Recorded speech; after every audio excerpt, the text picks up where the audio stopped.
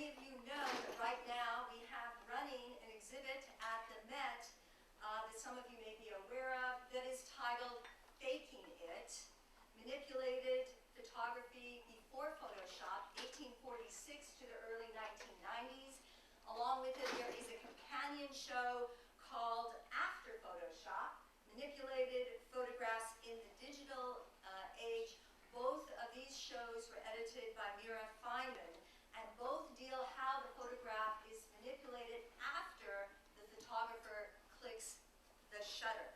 And that would include things like adding clouds to a picture that previously didn't have any clouds. And believe it or not, that was done in the 19th century, not just in Photoshop, or even adding ghosts and spirits to portraits in the back.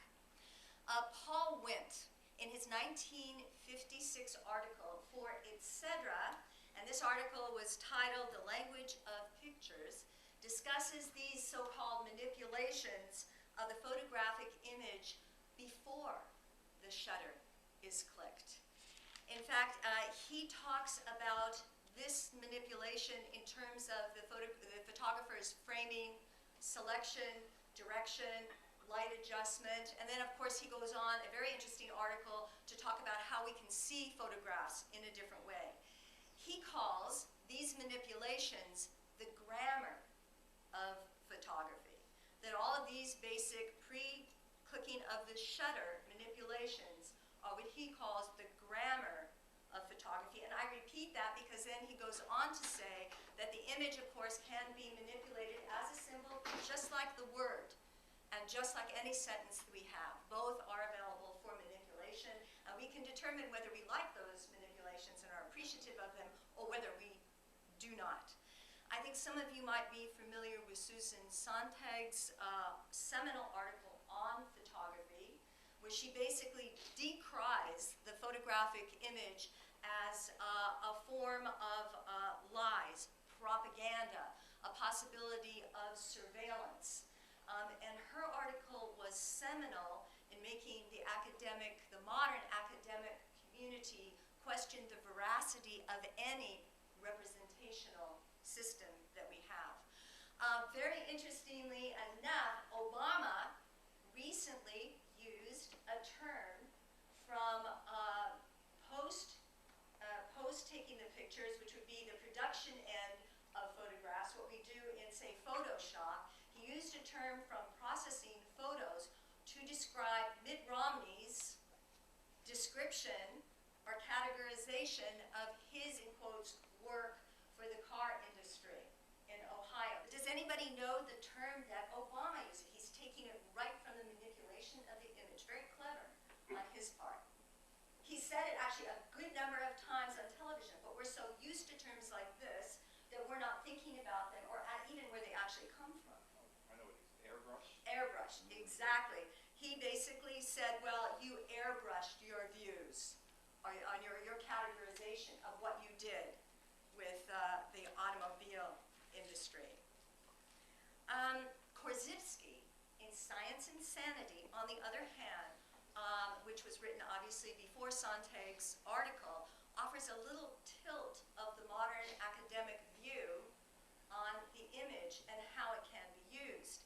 Instead of being concerned or fearing the image, and Korzybski was fairly fearless, for those of you who remember him or knew him, which could lead to suppression or censorship, which is in fact being used by the far right now, that we could use or look at, like Paul Wendt had suggested, the manipulations of photography as another form of grammar, and that we could actually embrace and study them and describe them in terms of the structural controls of the image, to learn how to see more extensionally, not just in terms of looking at the photograph, but in terms of how we look at life in general.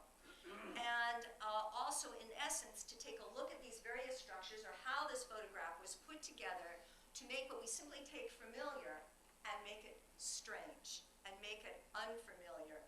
And Korzybski calls this technique, and I know some of you are familiar with this, the way of looking and evaluating as visualization, as opposed to another thing that we do when we come up against representation, and that is identification.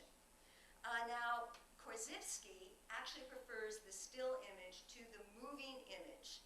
My background is dance, so you would think that naturally I might prefer video or film to the still image. But I find for myself, while I thoroughly enjoy movies, that when it comes to me making representations, I do in fact prefer using the still image. Can anybody venture why Korzybski says that you can get more benefits from examining? You know, you have to take everything with a grain of salt, but he says, for him, he prefers the still image. Anybody venture why? If you think about, he's very Brechtian, for those of you who know Brecht, in his approach. And of course, they were time peers. Say that again?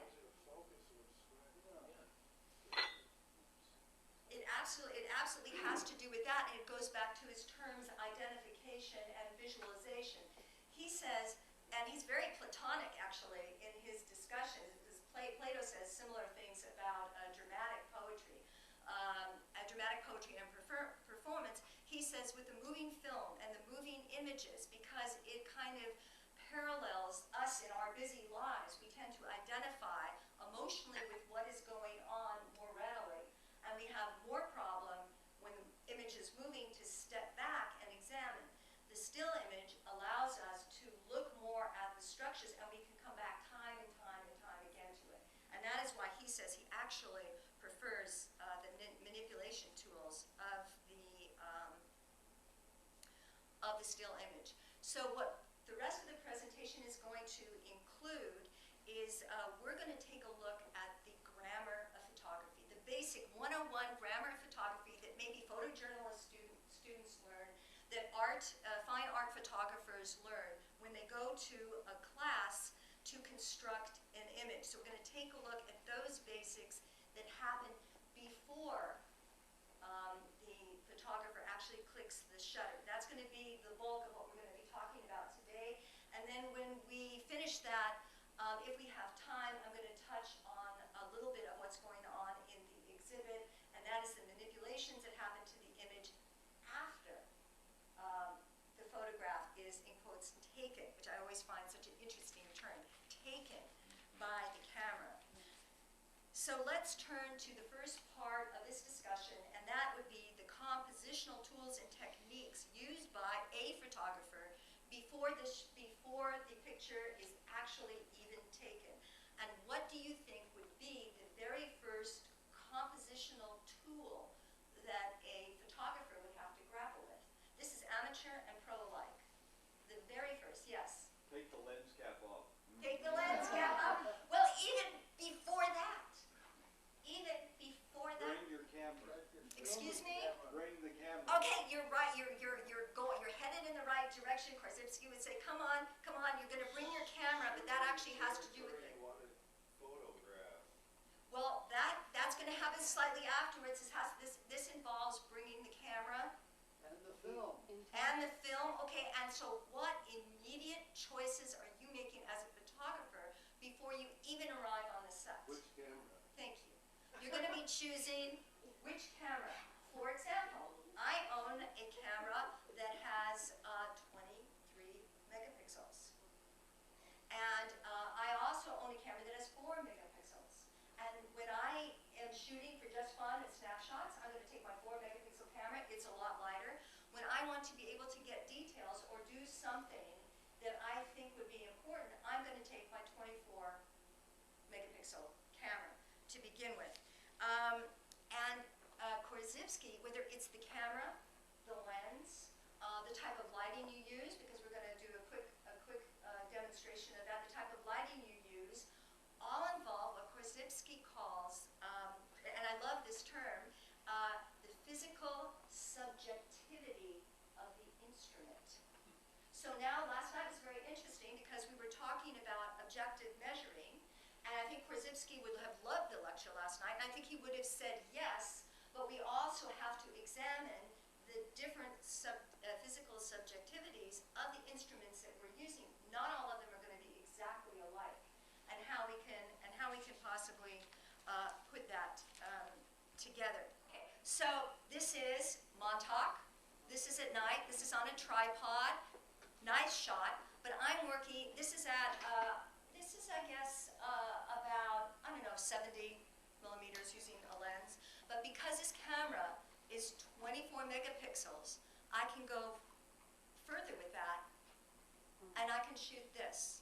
I can either crop up close to see the moonlight, this was a blue moon, the moonlight jumping off the water, because it's 24 megapixels, or if I have the correct lens, I can zoom in, none of which I would be able to do if I did not have the particular type of equipment.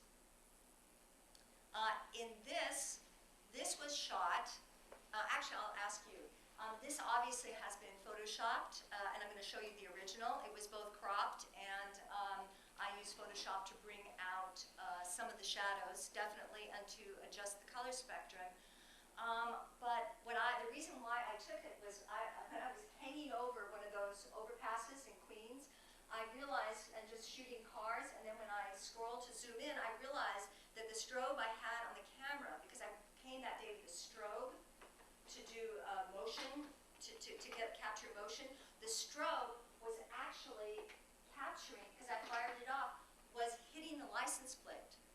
So the license plate remains, this is not manipulated after the fact. This is an actual image, not manipulated after the fact. The license plate remains the same, and the car is moving, and that's because we have a special, turns out, I found out about this because I had a car accident, and I wanted to repaint my license plate by myself, and found out that I couldn't do it, that I would be illegal, and I could be arrested for doing that, because our license plate had a special paint on it that reflect light in a certain way. If I did not have that strobe that day, I would not have gotten this picture. And of course, to me, the concept of stepping back was something that was really important to me. This was the original shot. And you can see that while the cars are moving, and it has them moving, you can even determine, I don't know if I can zoom in this way, you can even see in there that you can see the lettering, even without my doing the crop. Okay, what is this? Anybody venture to know what this is? What? Salad shooter. Salad shooter, cool. What? What is this stuff? What is it? Salad shooter, come on. No other guesses? Salad shooter. Okay, it's a photograph, yes. This was the original shot with a different camera. Interesting to be able to capture something that looks like it possibly could be outer space by virtue of the physical subjectivity of the camera versus a shot like that.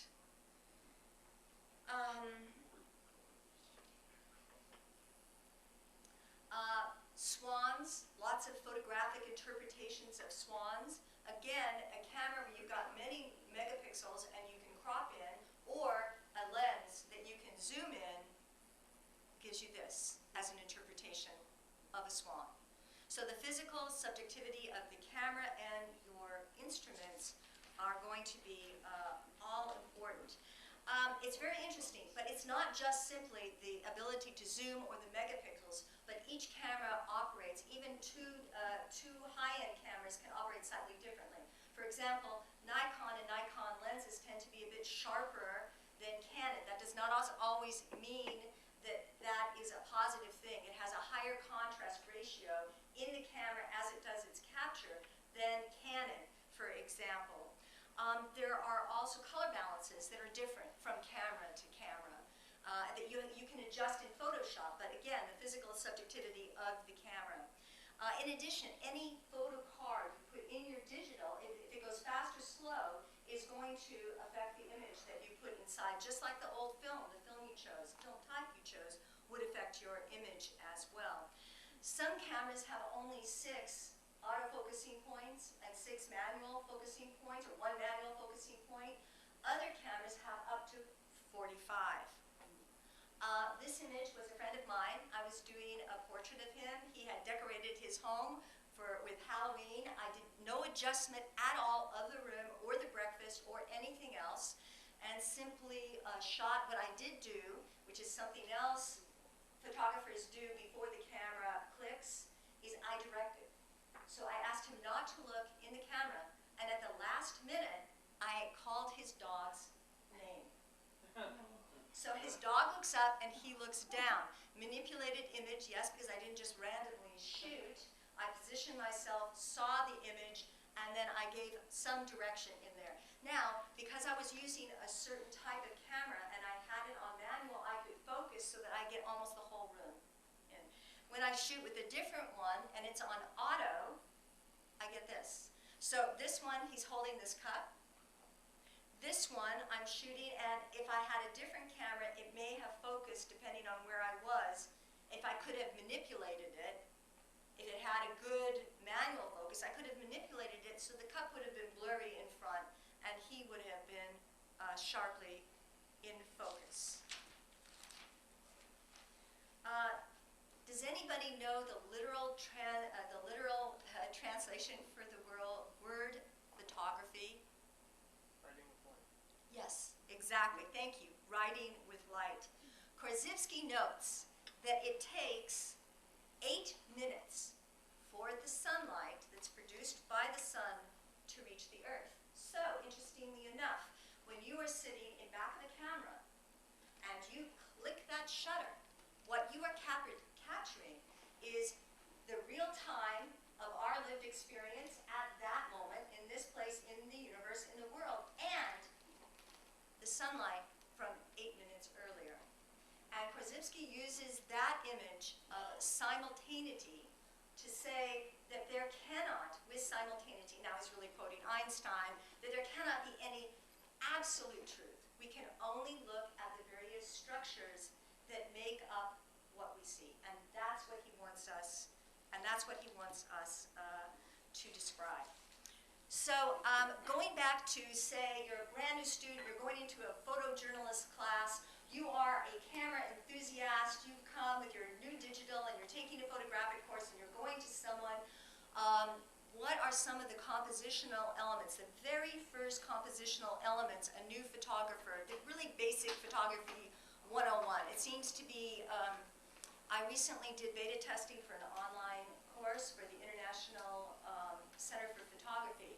And we had students online from all over the world. That meant Italy, that meant Argentina. And we were all online together. It was really wild. But everybody was versed in this basic grammar or basic manipulation of photography. You go in for the first time, what are some of the basic rules they tell you? Light and shadow. Say that again? Light and shade. Okay, you're going to be learning about light and shade and all the grays in between. Korzybski, of course, loves this because all the grays in between make up the tonal quality. If you just have light and dark, you might have a very graphic design, but you are not going to have something that encompasses more details, which of course Korzybski would be really interested in. What else? Balance. Balance. And balance is achieved in photography in a very interesting way. One of the first things you learn is, and he would hate this a lot, it's usually the rule of thirds, but I will say for today the formulation of thirds. And that is, if you divide your photograph, your balance, not in half, but in thirds, and by the way, that rule is broken all the time. We're just talking about a grammar. If you divide it in thirds, you're going to make the eye linger longer in your photograph. It's going to be less disruptive. You're going to not walk by. You're actually going to look at it longer. The formulation of thirds can be done in a variety of different ways. This is in the Bronx Botanical Garden. They're orchids. I was interested in them because they looked like little people. And so my vision and my subjectivity made me go close up, and then really once I saw something, then I'm going to really highlight what I see. And photographers will do that often. They'll take a shot and then realize that there is something in that image, and then make sure that that particular part gets highlighted. So that's that again and the other. And then again, the rule of thirds, a little different. This was the last presidential race on the train, and as you can see, the train is jiggling my camera, which is why you see the blurry shots. But we have Hillary the picture of Hillary down there, she's still alive, and we have three distinct shapes. It keeps our eye in the frame, and actually this way it's moving around in a circle. So we're control, the photographer, in terms of the structure, is attempting to control the looking of the viewer as well. Again, this is thirds. This was by Columbus Circle. Another way photographers, this also has to do with frame within frame, but another way photographers train the eye or grab your eye and make it stay longer in the picture so that you can maybe take time for visualization to happen is through the use of diagonals. My background is theater, so when you're creating stage pictures, oftentimes, particularly choreography, will all happen along the diagonal because it's a very powerful way to move through a scene. This is Union Square, and the little toy that the kids are on, the little ride the kids are on, it's actually tilted. Museum of Modern Art, and there's not just one diagonal happening here. If you were in a photography class, they would draw you would be asked, can you name, we're not going to do it now because it's not time, but you would be asked to sit there and look at all the different diagonals, from the diagonal that's clearly marked to the position of the girl, to the way the tree's slanting, and so forth and so on. That's my father. In a puddle in Oregon. Of course it would be a puddle if it's Oregon. And diagonals don't have to be a direct diagonal, it could be differently. And this is Switzerland. These are cows, as you can see, and ends. And the clear diagonal and end also draws us in up to the end, up to the loft, to take a good look. Another way photographers frame to keep the eye in, to manipulate you so you look longer, which actually Korzybski would have liked, is what's called the frame within the frame. And this is done in all sorts of ways. In this case, this is right here in, what's that name of the park? Yeah, by the Grace, well, yes, actually it's right around the corner from the Grace Building, so we're right here. That is because we are very close to the Grace Building also. Here, where we are. We're just literally around the corner. The Princeton Club is literally around the corner from the International Center of Photography, by the way, and they also have interesting exhibits that you can see. This shot I actually did for Victorian Homes magazine, and it was a way to be able to capture a room which was very difficult also to do the whites without having them. You talk about light and shadow. You don't want to blow out your whites because then you see nothing. How can you get the grays in there so you can actually see that something is white and it has shape? This was funny. This was downtown. It's framed not only by the door frame but by the umbrellas as well. This is both diagonals and framing. And these are my cats. Framed, you can see them in the frame as objects. You can also see their shadows framed on the floor. And this, of course, is going through the car mirror. And this is another frame. This is my portrait of a photographer. I always think of photographers as being genies in bottles. And so this is my photographer in a bottle, my genie in a bottle. That's me in a bottle. And if you want to know how I did that shot, I'll tell you later. But obviously, I'm not really in the bottle. And this was not manipulated after the shutter was shot. This was done by how a photographer manipulates even before the shot is taken. And basically, I tell you because it relates to the other photographs, it's the reflection. I simply set up the camera so that the small vase, which is this big, from IKEA, by the way, this big, was able to reflect the room and give you that effect. It was that simple. We can have single frames within frames, and we can have multiple frames within frames. And so this is another way photographers manipulate or keep you looking. Each of these I think is so interesting because it looks like each person is in their own private little scene. And then at the last moment, a train goes by. Lucky capture, you never know, lucky capture with the guy in the train. This now is this was the side of a bus, and it captured many scenes in New York City. This is another multiple scenes where you have multiple food designs and they're all broken up like that. It's also very great for advertising because instead of just a one like table with all sorts of goodies on it, the advertiser cut them up into all a series of frames to keep you there longer looking so that you might get hungry and you might actually buy something. This is in Coney Island. And again, you see multiple different scenes, multiple different messages written on the wall. And this is another view of New York shot up. This is the bridge by the, what is the one by the Holland Tunnel over on the west side by Port Authority? That's shot up so that you see pieces of what's actually happening on the street. One of the things that task I set for myself as a photographer is how would I capture in a single image the cacophony that is New York City? Because there's so much happening at one time that any single frame of picture of one thing can never do it justice. So what I did is I went against all the rules of photography and I started shooting reflections. Again, these are single images, these are not put together.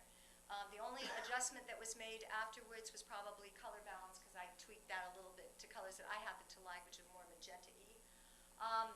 But then the physical subjectivity of the camera that I was using and the angle that I shot that camera in, which somebody else mentioned before, picking your frame, the specific area that you're going to shoot, allowed me to capture multiple scenes and multiple frames of the city. And I did this without a polarized filter, which is why I was able to go through the windows and do that. And I have a number of them, which I thought was interesting. So New York, you've got all the young and vital and babies and all this stuff, and garbage. A person drinking coffee in the body of another person as they're going by. A disembodied head looking up in a restaurant. And a bus going by with somebody eating pizza, and she looks like on Star Trek when you were going to be, what is it, transported? Looks like she was eating her pizza and she was, somebody started to transport her. Say that again? But even the app stop is a good word. That's very good. That's very good. All right, so with all of this, we also have some processing that is done after the shutter is shot. We have a second home, which is actually a trailer out in Riverhead, and in back there's actually a preserve. And I went out and started shooting when I realized there was a lot of mattresses, and it was kind of unclear whether people were actually living or whether it had been a dumping ground. And so this looks like a natural photograph. It is. But I did use Lightroom adjustments. If you're shooting in RAW, the camera makes the picture come out very flat so that you can bring out selectively its contrast and so forth if you want to highlight anything. The mattress, when I actually saw it, was in fact blue. But the photograph, which I'm sorry I didn't include that, but I've got other ones, was tending towards the white. So, to make it truer to the original experience of the blue mattress, I actually had to play with color balance. And I actually had to adjust and tilt and crop it in such a way that you could see both the garbages and the mattresses, because for this series, the mattresses themselves were very important to me. So that's one mattress. This is another one. Again, almost looks like you want to jump in there, lie down, and enjoy the nature. This is another one. And I have to say, I have no religious affiliation. I shot this, and the camera, the physical subjectivity of the camera, I did something you're not supposed to do. Technically, you're not supposed to shoot into the sun. But I do it sometimes deliberately to get flares. And this flare had this look. Now, I'm going to show you the original shot so you can see what I adjusted. For me, from my point of view, it did, in fact, look like this. When it came out of the camera first, it looked like that. So you can still see the cross shape, right? I didn't adjust it. You can also see the crop is much further away. So what I did was I pulled it closer, and I heightened the colors so that the mattress actually looked blue, and it saw more what I saw. Now, that was a lucky capture. You can have all sorts of things. This one, to me, when I looked through the camera, I went, whoa, it looked like a little angel. I'm pretty much of an atheist, but it looked like a little angel coming down, and the original shot, this physical subjectivity of the camera gave me that. So it was actually not that far from my manipulations, but to get closer to the experience, I manipulated the scene to look like that. And also, in addition to those crisscrossy ones that I showed you, other captures, and this has to do with what the photographer actually selects, other captures look like this. You don't have a cross, you just have a little rainbow. Do you think I used that one as part of my series? If you're limited on the amount of series, this is a teaching lecture, but if you're actually setting up a series or a portfolio to put forth a particular idea, do you think I used that one? No, I didn't. So a photographer, after post-production, also is going to throw out lots and lots of photographs, and you're not going to see all the things that a photographer has done. Now, in the show, do you have time? In the show, Faking It, there are a number of different types of photographs. One is by Carlton Watkins. I tried to get it online. I wasn't able to. You can see it at the Met, where Carlton Watkins takes a number of beautiful photographs over the Columbia Gorge in Oregon. I'm from Oregon, so I was very interested in this. And he ends up putting two different negatives. This is a 19th century photographer, so he has no Photoshop. He puts two different negatives together, one of lots of cumulus clouds and one of the Columbia Gorge, so that the Columbia Gorge looks like it has beautiful clouds in the final reproduction. Why does he do this? Why would he do that? I mean, okay, balance, aesthetic reasons. Is he lying? You couldn't get the reflection of the clouds in the original shot. Actually, it was the clouds. It wasn't reflected in the water, so that's kind of bizarre because I can't remember whether. Very good point. Now, when I go to the Met, I'm actually going to have to look to see whether I could see those clouds in the water. But when he actually took the picture, he saw the clouds. But because the clouds were moving fast and the camera technology, the physical subjectivity of the camera at that time was slower, he was able to capture the gorge and the river, which was very far away, but he was not able to capture the clouds because they were moving too fast. So it just ended up being a big blur. So in fact, by putting those two photographs together, he is manipulating them, but he is making what appeared to him closer to his lived experience. Same thing in Photoshop. If I'm looking at a mattress and it's blue and it comes out of my camera white, I'm going to adjust the color balance so that it is going to be closer to that lived experience I had when I took the photograph. Is that manipulation, Susan Sontag? Yes, it is manipulation.